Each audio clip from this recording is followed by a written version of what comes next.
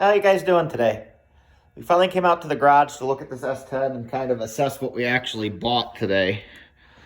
You know, we did, I did look at it briefly, you know, to make sure it was worth the purchase, which I felt it was.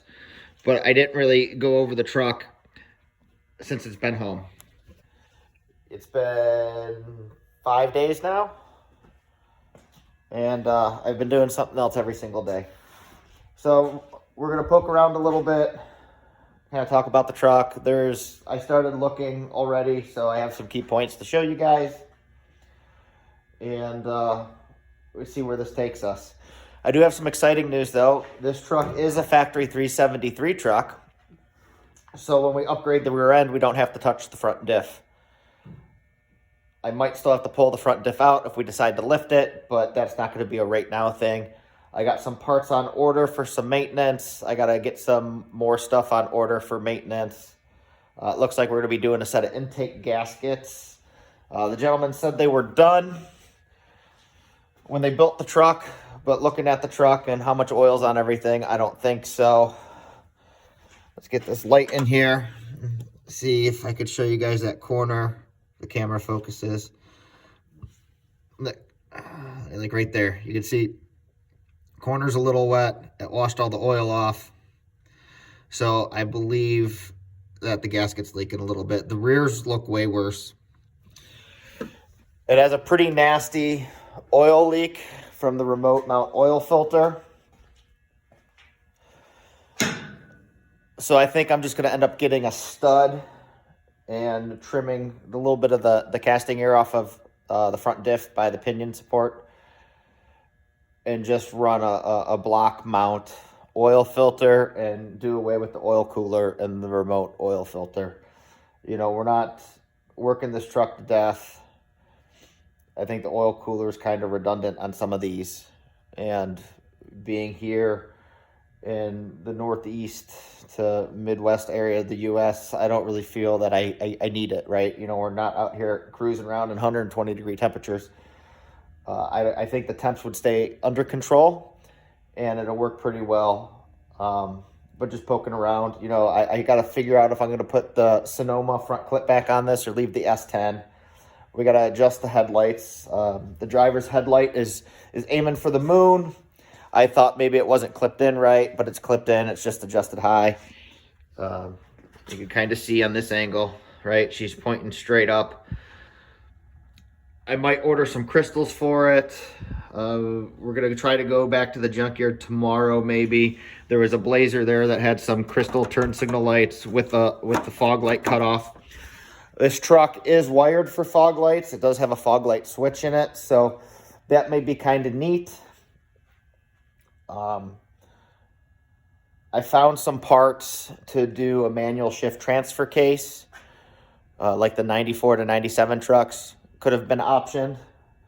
So that's also something that I want to keep in mind. You know, I want to put this truck together for redundancy, right? I want it simple, no complications. I've had plenty of shift computers go bad in my time that I played with all the S10 Blazers in the past. And that's one thing I don't want to worry about. You know, we got the posi lock cable to engage the front differential. So I just want to simplify things and keep it easy. There's a local guy I talked to that has a full length Blazer console that's set up for manual shift. And he believes that he has a shifter and the shift cable for the transfer case. So the one junkyard I did not show you yesterday because their inventory was pretty bad had a S10 pickup with a manual shift transfer case in it. So I can go back and get the transmission bracket. I can pull the transfer case out. And if we had to, which I probably would anyways, just to have a spare, grab the transfer case shift lever and the shift cable to kind of go over there. The rest of the truck don't look too terrible. We got to get it up on jacks. I got to go through the drive line. I think it might have a bad U-joint, and that's that vibration it has around 30 miles an hour. I briefly touched on the frame. I could show you guys that a little better down here, what we're going to do. How they sleeved it. So I don't feel too terrible about it now looking at it. So it's a piece of 2x6 box tube. It's sleeved into the frame. It comes up 6 inches on both sides. They got some beefy booger welds on the bottom. Same thing on the top. It's just these verticals, man. They're trash. Like look at those welds. So I'm gonna grind those back out on both sides and on the inside and run some good beads over there so it's not too terrible. You know, the bottom of the truck's pretty clean for being an Ohio truck. Inner rockers are still in it. I might try to fix that rear cab mount and raise it up so I could put an actual cab mount in it instead of that body lift bushing, and try to get the cab to sit where it has to sit, but then I'd still have to shim up the front of the bed. And then, the video that we released yesterday, I think, I was talking about the carrier bearing, and here's the carrier bearing shenanigan. So I don't know if this is out of a two-wheel drive truck setup, or if it's just something they hodgepodge together for the drive shaft length. I got to look into that a little better. We're probably going to be measuring some driveline angles. Right now, everything feels kind of tight. There is some rust around the carrier bearing. The rubber's not chewed out of it. The U-joints did feel pretty good when I was under here, just wiggling them, but the driveline's under a little bit of tension right now. I gotta fix the exhaust. It's been Billy Bob together. And, we got a pretty bad leak at the flange right there. But all in all, everything I see, I'm overly impressed with the truck. I'm still happy with the purchase. So as I was saying, I am still happy with the purchase. I dropped you guys, so I had to pick the phone back up. It turned the camera off. I actually talked to myself for a few minutes before I realized we weren't recording. But we got to get a door pin kit. The front door pins on both sides are wasted. They're sloppy. Hopefully a bushing fixes it. Otherwise, I might have to try to weld up the hinge a little bit, and then I'll grind it out with the die grinder. We need to get some new wipers for the front doors. They're all shrunk up and fit loose. Dorman makes some nice replacements from what I've seen. But I'm pretty happy for the truck. Going to be a daily driver. I got to determine whether I'm going to put the Sonoma grill back on it or just let it identify as a S10. And these trucks, depending how they're set up, I go back and forth. I really like how the Sonomas look. But for what this truck is, I really like it identifying as a S10 also. So that's my kind of struggle. I got to figure out what I want to do with wheels and tires. My main goal for this truck is going to be like a daily driver, parts runner. I'm not really going to be working it. I probably will, drag the little trailer around with it, maybe put the stump grinder on it here or there. But I have all the big trucks for doing the actual work.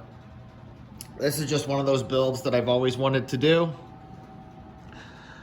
I'm finally, have one. I'm really excited for it. See where it wants to go. I want to start getting into doing some adventure camping, and even just, checking out the things that are underutilized in the backyard, like going to my local parks. We got a national park right down the street from us. And I just don't spend any time there. I might actually create another channel touching on that, just talking about the parks and going and seeing some of the parks. But for what this truck is, I think it's a good fit for that. I want it simple. I've had new stuff. The big thing for me wanting to get rid of my Ranger was some of the electrical issues I had with it, and it wasn't my daily driver anymore with using the big trucks for work. So it was an extra payment I didn't need. As of right now, this truck is paid off, right? It doesn't owe me anything. But I'm really excited to get this build going. I know I could work on it because it has ashtrays, right?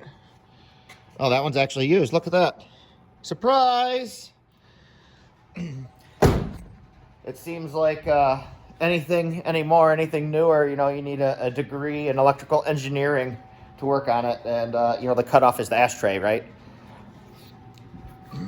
But that's kind of what I want to do with the truck. You know, I kind of want to overbuild it for reliability, have a cool daily driver, still have a little crew cab truck so I could cart the dogs around. And it has a usable bed if I got to go to, you know, one of the home box stores or go get some parts. It's just going to be a real exciting process. I'm glad you guys are coming along for the journey. You know, we get to experience this build together, share some insights and some ideas. You know, I might do, like I've mentioned before, a small key lift. I've really been looking at the rough country stuff.